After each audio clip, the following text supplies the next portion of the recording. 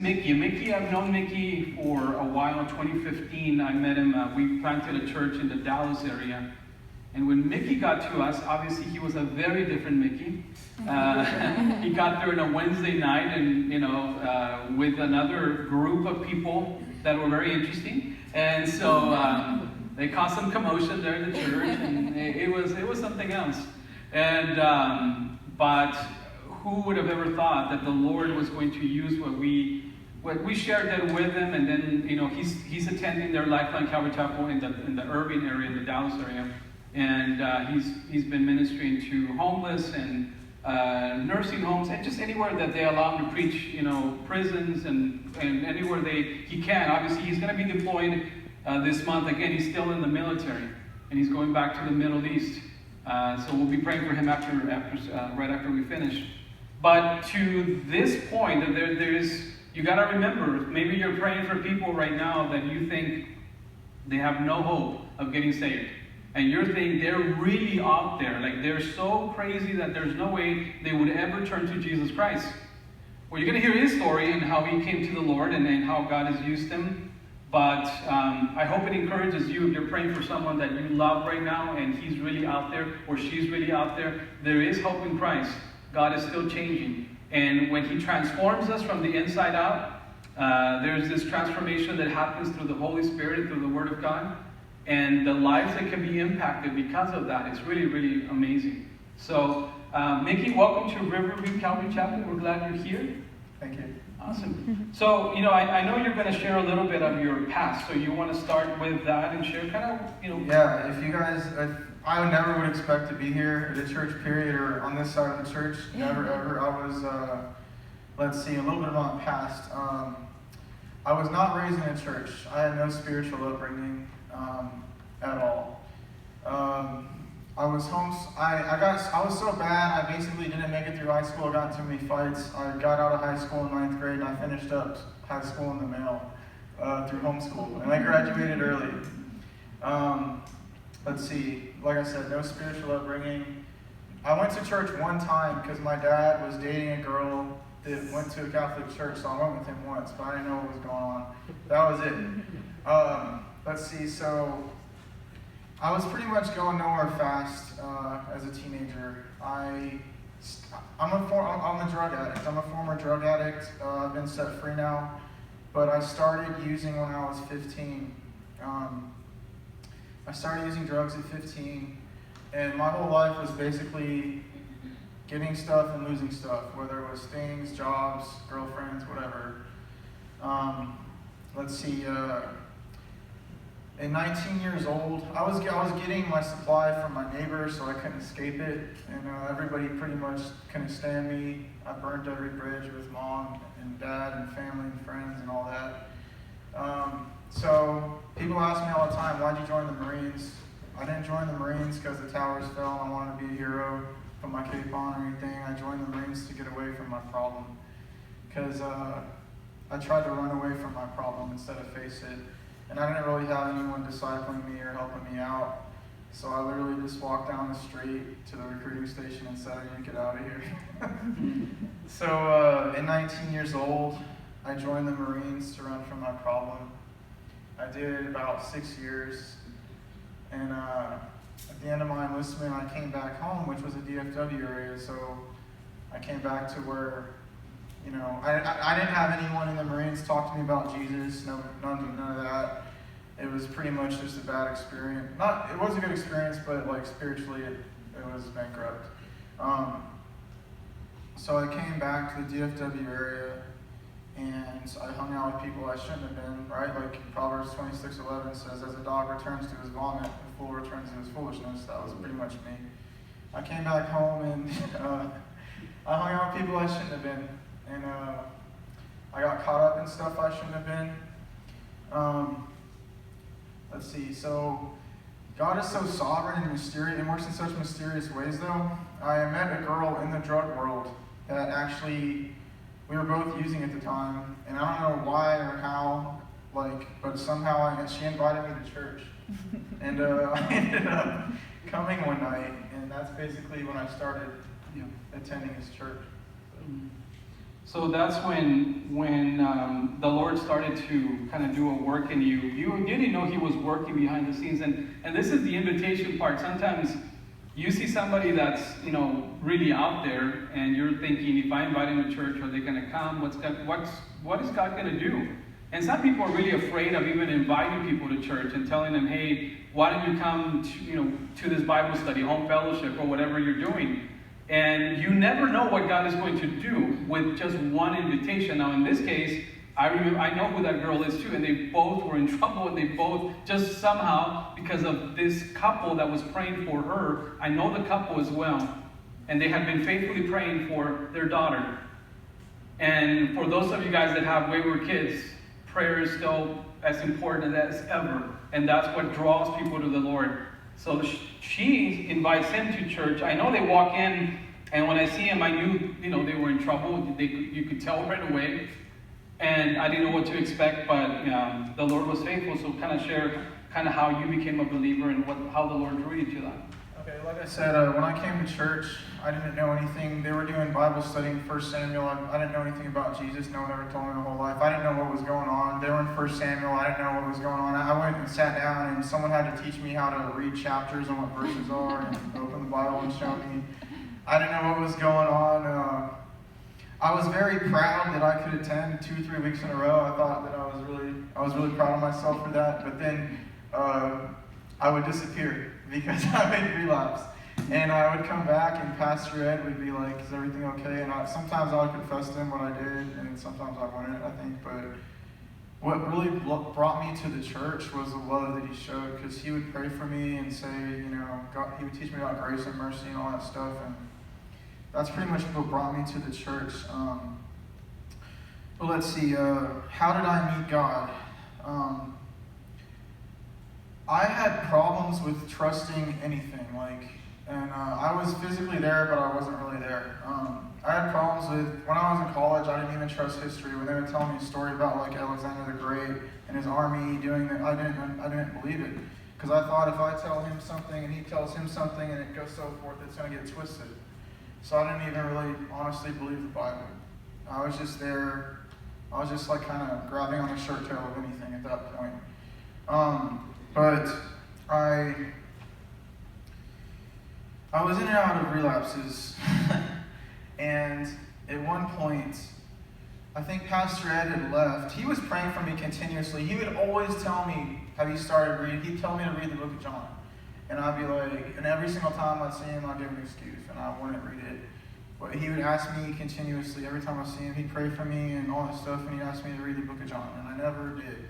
I just gave him excuses, or I don't know why I didn't read it, but I didn't read it. So people were praying for me, and the prayers did get answered.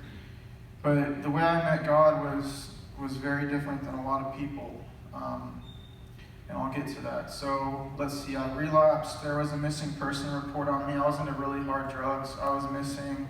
I was in Dallas. I was homeless. My mom flew down from Wisconsin to come and find me, and she got me, and then she took me up to Wisconsin to get away from my problem again, right? So I went to Wisconsin, and I was sober.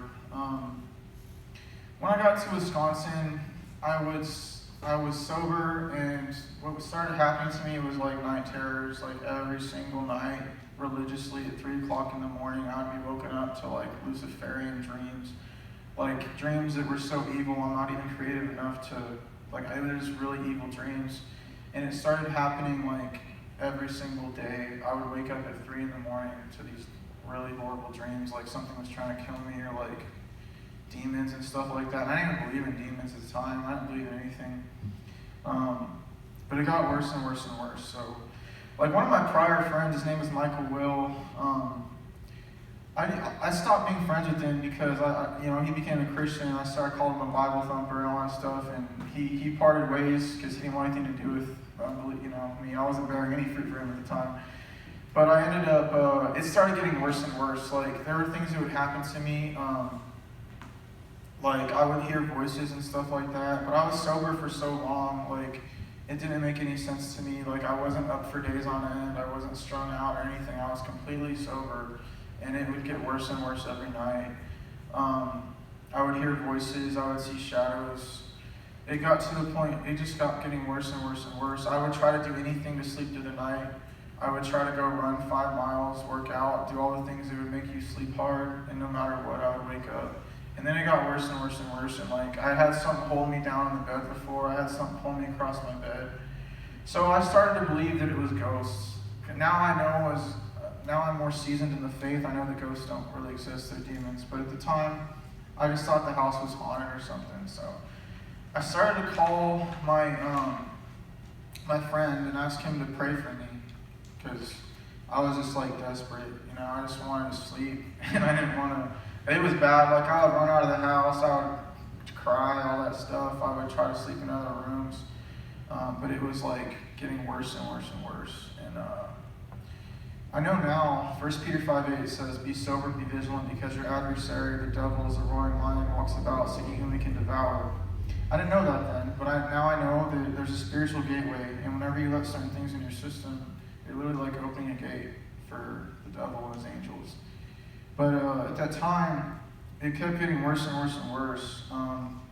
I started like losing my mind. I didn't really talk to my mom about it. So I started praying. I started calling people in Dallas. I don't think I called the church, but I called friends and stuff, and they might have been praying for me. I don't remember. I started to pray too. Before I go to bed, I get on my hands and knees and I say, "God, if you're will, if you're alive, can you please help me sleep? Whatever's in this home, can you make it stop? There's ghosts here." And like my prayers would never get answered. So I literally, I was angry with God. I didn't believe in God in anyways, but now I was just even worse. I was angry because I didn't think He loved me or cared about me. So I would call people and they would pray for me, and then it just kept getting worse and worse and worse. And finally, I called back my friend Michael Will, and I was like, what does God not love me? Like, what do I have to do? Like, what are these works I gotta do? Like, I thought it was based on works back then. I didn't know. But I was like, if He's real, He doesn't care about me, blah, blah, blah. And He told me, He's like, say the name of Jesus at the end of your prayer. Because, before, my God could have been my belly, my appetite. My God could have been the sun. It could have been Mother Nature. It could have been anything. But He told me to identify who I was praying to in my prayer. So I tried it that night. I got on my hands and knees, and I said the same prayer. I just said, "In Jesus' name I pray, amen." And then that night, I actually slept through the night, and everything stopped. Everything stopped. I woke up, and it was sunny outside, and birds were chirping, and I had no torment that night. So I kind of put that was the start of my confusion, not my conversion. I put that in my back pocket, and I didn't accept Christ then and there. I knew that name stopped whatever it was, so I kind of knew that. Jesus said in the Sermon on the Mount, He says, people will say, not everyone who says, "Lord, Lord," will enter the kingdom of heaven, but he that does the will of my Father which is in heaven. He says, many will say to me in that day, "Lord, Lord, have I not prophesied in thy name, and in thy name cast out devils, and done many wonderful works?" And He says, I'll say, "Never knew you, depart from me, you work of iniquity." Well, in that verse, I could tell you that's true, because I literally did cast out demons in His name, and I was not a child of God. I remembered it, but I was too stubborn to, nobody really gave me the one-on-one with Jesus. Nobody really told me about, inviting Him into your heart and all that stuff. I ended up coming back, so I remembered that, and I ended up, I came back down to Dallas, and I got back into drugs again. I came back to the church and stuff like that. I got back into drugs. I lost everything, I went to jail at one point, all that stuff. I went to jail, I got out of jail, I went to my mom and I tried to tell her I love her. I tried to reconcile and make my amends to her. And my friend James was with me at the time, and she pointed a gun at my head and told me to get the whatever out of her house. So I was like, all right, cool, nobody loves me, but I ended up leaving her house and I went right back to drugs. And then my girlfriend at the time, I have a beautiful wife, Caitlin, now, but the other woman I was dating at the time locked me out of her house. I spent holidays alone. My family, I had people in my family that would take pictures of an empty chair on Christmas and post it on Facebook and tag me in it and say, "Well, Mickey's off doing drugs." And I was just humiliated and embarrassed, and all my friends, family, coworkers, everybody, my image was tainted. I hated myself. I was suicidal. Nobody was really trying to help me. I'm sure the church was, but You know, John 3:20 says, "He that does evil hates the light, doesn't want to come to the light because his deeds will be exposed." And that verse is very true because I don't want to be anywhere near a church. I don't want to be anywhere near Christians. Like when I was under the influence, I didn't want to be anywhere near anybody. So I was kind of in my own prison. But eventually, I was kind of wanting to stop, and I went through the motions, and I asked. So at the time, Pastor Ed, he already planted that church, and he delegated down to Pastor Shaddy and came down here, and he was with you guys. But this is towards the latter end of 2015. I ended up, at one point, I asked Pastor Shaddy if I could stay in his church, because I was trying to not be on the street, and I had nowhere to go. And I'm going to cry, I'm sorry, but I ended up staying in his church that night. I would never really tell people about the demons and stuff that mess with me because nobody would believe me, and I got tired of people judging me and stuff. So I stayed the night at that church that night. It was a little tiny church, like the whole church was the size of this room, literally, if even. But I ended up staying the night at the church, and again, like I was in there, and the pastor prayed for me, and I lied to the pastor and said I was sober and I didn't have anything on me, and I really did. I was just kind of going through the motions and wanting to stop. Anyways, I didn't sleep that night, and I was laying down and looking under. You know when you have a door and you have a little thing under the door, you could kind of see that little light. I was seeing the shadows pass forth, and I was demons in the church. Like I was literally just sitting back watching these two things talk to each other. I did bring demons into the church, so that can happen. But it was normal at this point to me because it's been like multiple times I've invited those things around. Sometimes they don't expose themselves to some people on drugs. Sometimes they do, but for me they did. All things work together for the good because it helped me get saved. But I basically, the pastor came the next day, and he was like, "How did you sleep?" And I was like, "I didn't really sleep. Someone was in here," and he was like, "Mickey, no one was in there." And I was like, "Okay, whatever." And then I left, and then Pastor Shaddy ended up calling him because there was something in the church.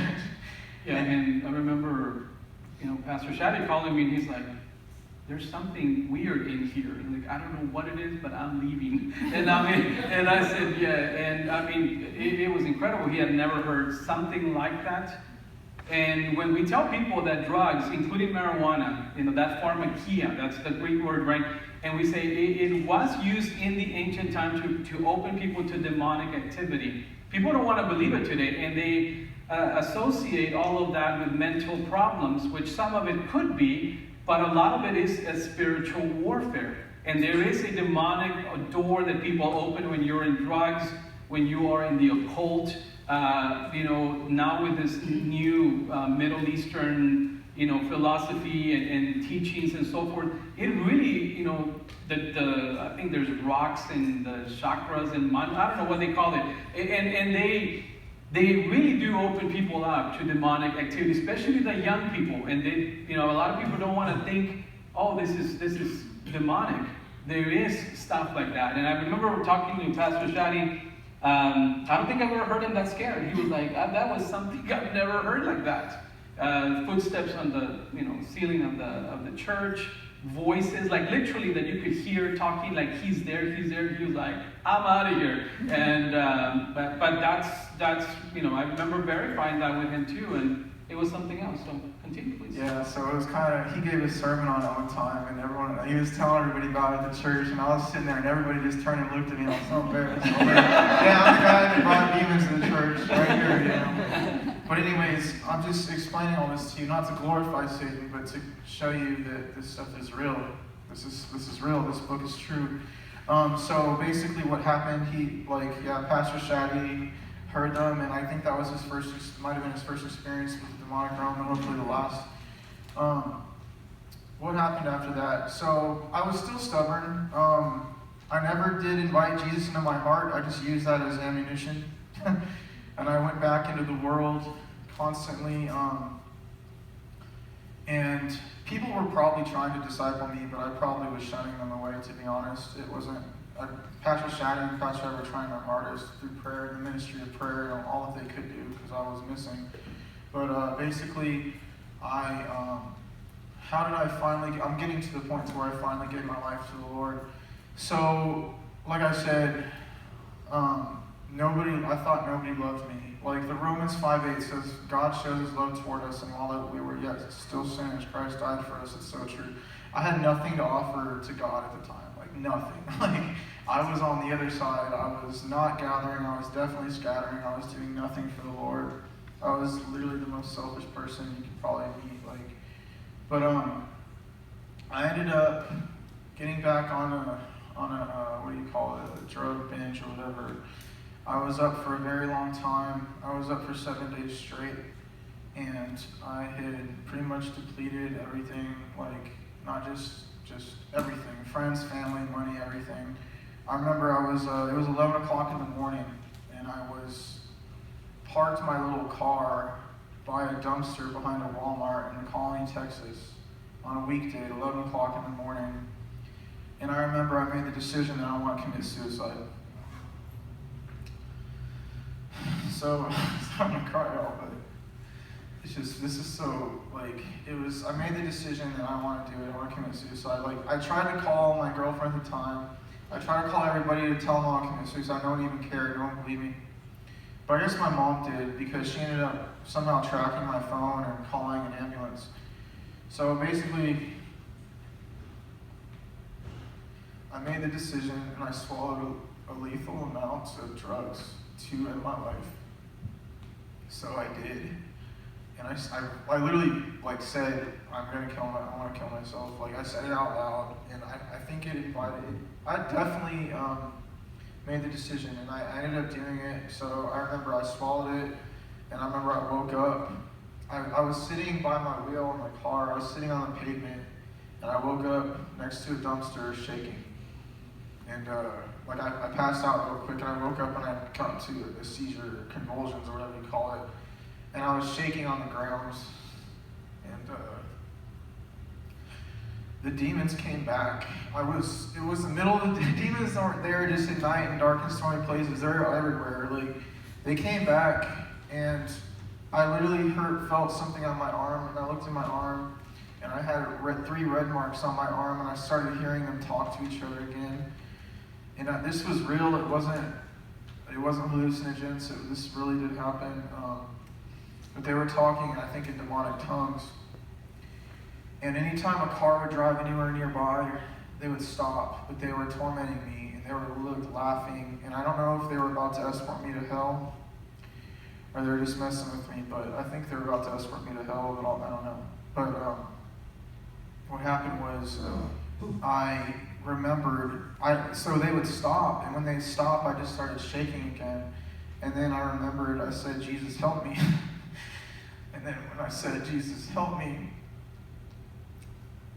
they stopped. Like, I didn't even have to finish the word Jesus. Before the last S was even pronounced, before I even finished the word Jesus, like, they ran, like, always. Like, oh, it always happened. So I just went to I started shaking and stuff, and I remember they didn't come back after I said that, but I was going through I think I was dying pretty much. I don't know, I'm not that smart. I don't know what it's called or whatever, big words, but I was doing that. And then, so basically, somehow an ambulance pulled up, and they put me on the stretcher. They did all that stuff with me, and they put all this stuff in me, and I remember I was talking to the paramedics, talking about the demons, and they were just like, whatever, he's on drugs, you know?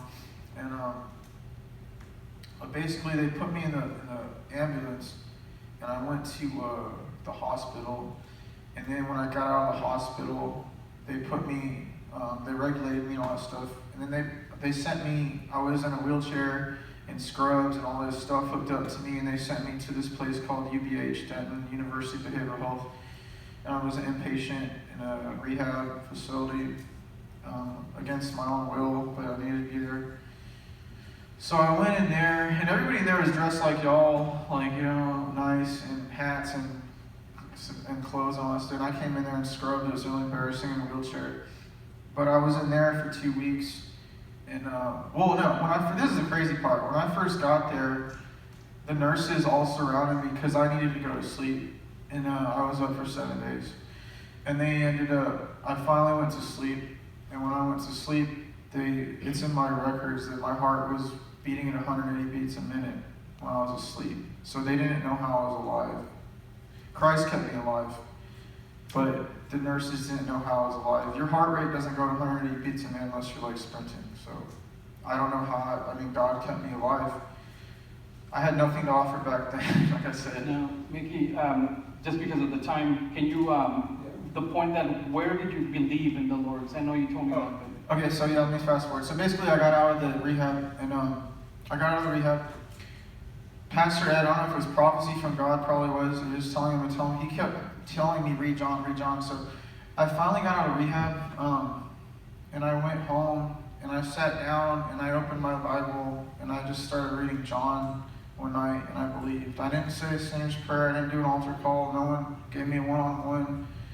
I just literally opened the book of John and read it, and I believed. And I got on my hands and knees.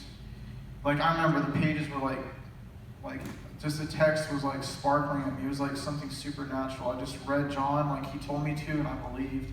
I got on my hands and knees, and I said, Jesus, I know you're real because you've made whatever these things are go away. And I know you're real. And I said, I want to preach. I want to tell people about you and live out of a backpack. For some reason, I said, I want to preach the gospel. I want to live out of a backpack. That was my prayer. It's weird, but that's what I prayed.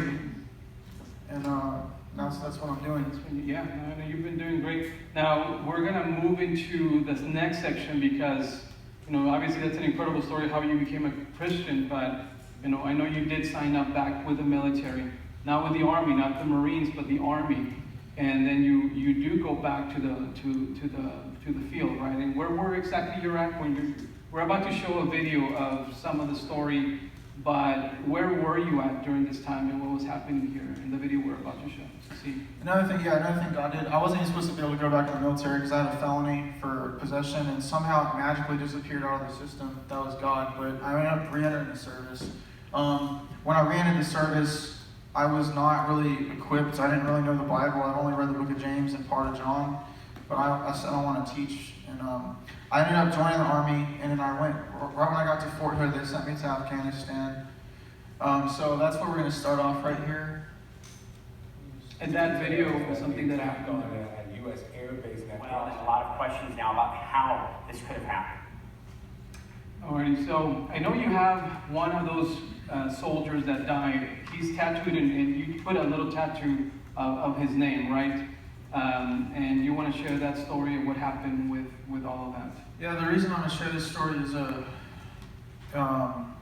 it just shows that I'm trying to encourage the church to speak, and we're not saved to be silent. If you know John 3:16, you can be a witness. You don't have to know the Bible. But I want to give this story of him, of Tyler Ubelt. And let's see, I guess we could start with the first slide. Yeah. So, like I said, I got saved. I accepted Christ on my own by reading the book of John. I ended up getting baptized. This is Pastor Shaddy on the left, and that's Pastor Mike Childress, they're Irving. They baptized me at the end of 2015. I guess you go next slide. Oh, you can go next slide. And then after I got baptized, they knew that I was going to Afghanistan. So the church, and this is powerful. This is so real stuff, man, because when y'all lay hands and pray, the prayers get answered. The church laid hands on me, and Pastor Shaddy told me I'm going to be his missionary. And I was laughing. I was like, I don't know the Bible. And I've read like the book of James and maybe 5 chapters of John. I don't know anything about the Bible. They laid hands on me, and they told me I was going to be a missionary for the church when I'm out there. So you can go ahead and do the next slide. So here's us in Afghanistan trying to act tough and stuff. The Bosnian soldiers, they were cool. They worked with us too. So I just wanted to show that, not just us being out there. You can go next slide. But he's the man I want to talk about. It's Tyler Ubelt. I had met him out there. He was actually one of my soldiers under me. And I want to tell you guys, when the Lord tells you to talk to someone, listen. So many times we hinder the ministry because of fear of man, or because we were scared of uncomfortable conversation and stuff like that. There was over 5,000 people on the base that during that time I was there. It was a major base. It wasn't like a little outpost. There was a lot of people there. The Lord told me about 3 months in, the Lord told me to talk to him. So I called my pastor, Pastor Shaddy, over the phone, and I said, can we pray for this man? John 6:44 says, no man can come to the Father unless the Father draws him, and I'll raise him up the last day. And that's one thing I remembered, because so many times we try to do it out of our own efforts. But so I would, before I try to talk to somebody, I'll pray to the Father to soften their heart, to be receptive, and to just, it's like a Trinity. It's not just you. So I called Pastor Shaddy, and we prayed over this man. We prayed over his heart. I said, Pastor Shaddy, something told me to talk to him. So we prayed over the phone, and that God would soften his heart and draw him. So we did, and then I told Shaddy I wasn't going to try to give him the gospel. You can go next slide. I had a Bible I brought out there, so I wrote him it. I gave it to him because he was the most interested. I wrote to Tyler from Mickey Mansour, love you, keep reading so we could see each other in heaven. It was just kind of ironic. I didn't really know that was going to happen like a few weeks later. But, so I prayed and I asked him, I prayed over his salvation in his heart, and then I asked him after work to come talk to me, and I told him about the story I just told y'all, and he was like, that's crazy, I had a friend tell me the same thing, because he was a user, and the same kind of stuff happened, and I told him my testimony, and I said, come over. I lived in a shipping container at the time. We lived in a little shipping container, and I said, come over, and you want to read with us and do Bible study. So he came over, and Pastor Shaddy in the church would send us Bibles. That was our Friday night or whatever, watching the movie Risen on a laptop. That was like the most exciting thing to do out there. So Pastor Shaddy sent me the movie Risen, because I was trying to explain to him the gospel. Not just us, that's him on the right. He's in our little shipping container in my room or whatever. You can go to the next slide. That's him reading. That's the Bible I gave him. And that's my other friend, Sergeant Hawkins and Macari. But there we are reading John on our floor. So basically, I gave him the Bible and we started reading and stuff. We got to John 15, and we were going through that part that says, Jesus talks to disciples, and he says, there's a time coming when those that try to kill you think you're in a holy service for God. And I was like, he's talking to them at the time, but it also is parallel with what's going on right now in the Middle East. Because these guys trying to kill us, Taliban, ISIS, and all that, they think they're doing a holy service for God. And he thought it was really interesting, and he posted it on Facebook, a picture of my Bible where it said that. And he was really excited. He ended up giving the sinner's prayer, and he went and said it and got saved and stuff. He gave his life to the Lord, and he made me promise when I come back, we would go to the halfway houses, we go to the jails, we go to all the places that people don't want to go, and tell people about Jesus, because he was so on fire. And that's why I'm here today, to just continue what we promised we would do. You can go to the next slide. So basically, November 12th, 2016 at 5:38 in the morning, I had woken up to an explosion, which was very normal at that time, where I was at. But it was a different kind of explosion. It was bigger and nearer, and I ended up responding to the attack, and little did I know that it was him. A suicide bomber had entered the base, and he was going to a place where there was hundreds of soldiers. We had Afghanis working on the base, and I don't know about all that, I don't want to get into that, but information leaked about certain things, so they knew all the 5 Ws, who and where what. They knew where there'd be a lot of people, and they planned an attack on the base. But U-Belt had gone out that morning, and somehow he had intercepted the suicide bomber before he got to where he was going. So, in the attack, I had responded to it. It was it wasn't a pretty scene and stuff. It was very sad. Of course I cried. But yeah, he lost his life along with 4 other service members that day. 17 people got injured.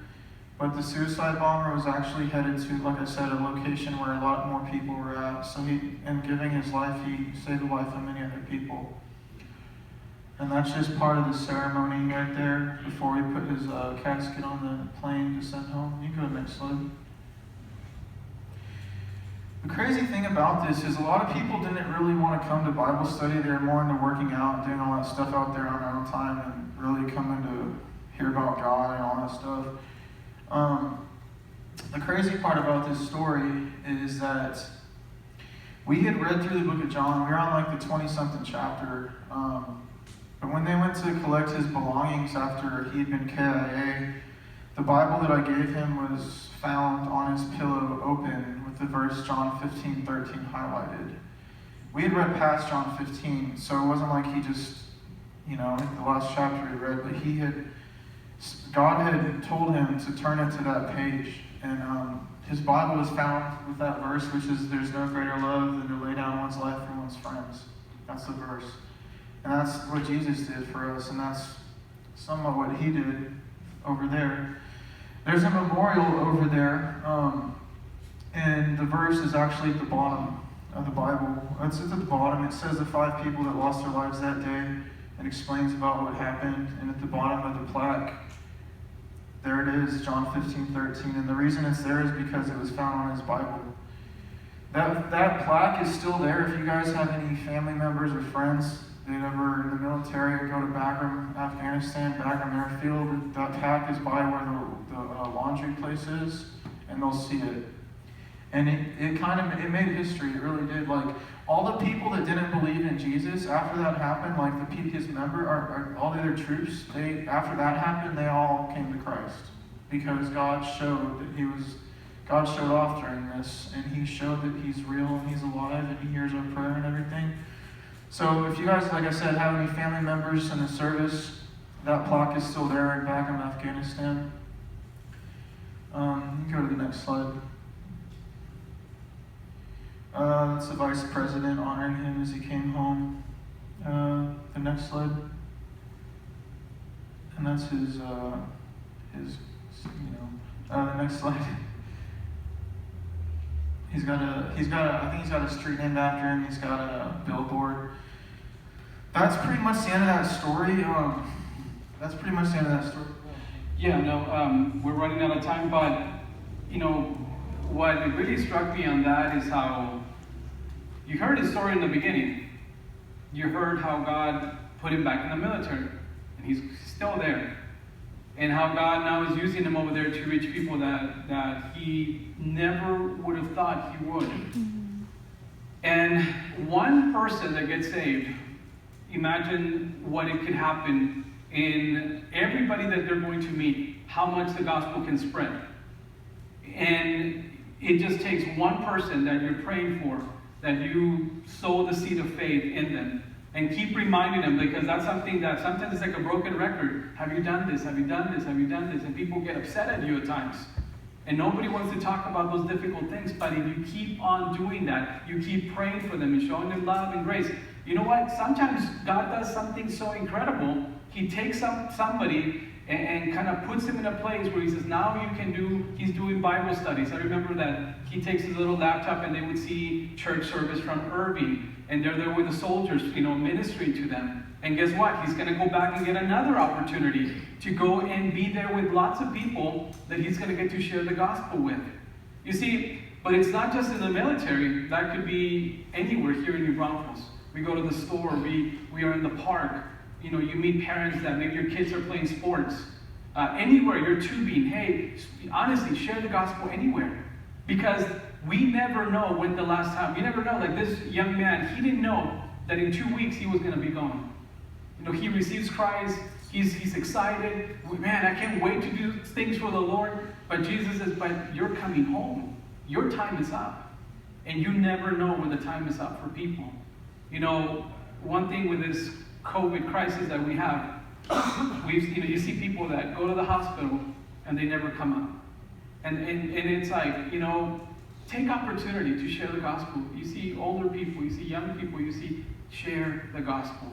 Because you never know when the last time will be. Mickey, before we finish, any words of encouragement I know the Lord has called you more to be an evangelist and share the gospel. And I know you go to, shelters and jails and streets. You told me about the homeless ministry that you guys go out there in Dallas. You're going to be going to share the gospel with there in the Middle East again, as you're going to be deployed. But any encouragement to the church to keep on sharing the gospel in these last days? Yeah, I mean, just pray. I myself, I'm not good at uncomfortable conversations. Proverbs 28 says, "The fear of man bringeth a snare, but who puts his trust in the Lord is safe." That means it's dangerous to be concerned what other people think about you.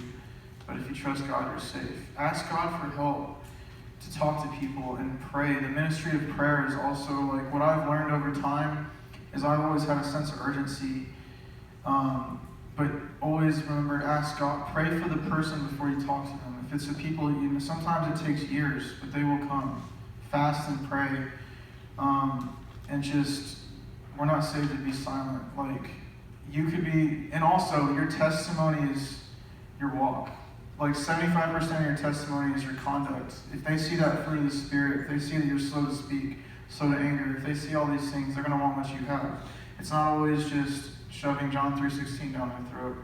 It's just showing the renewed life, Yeah, transformation.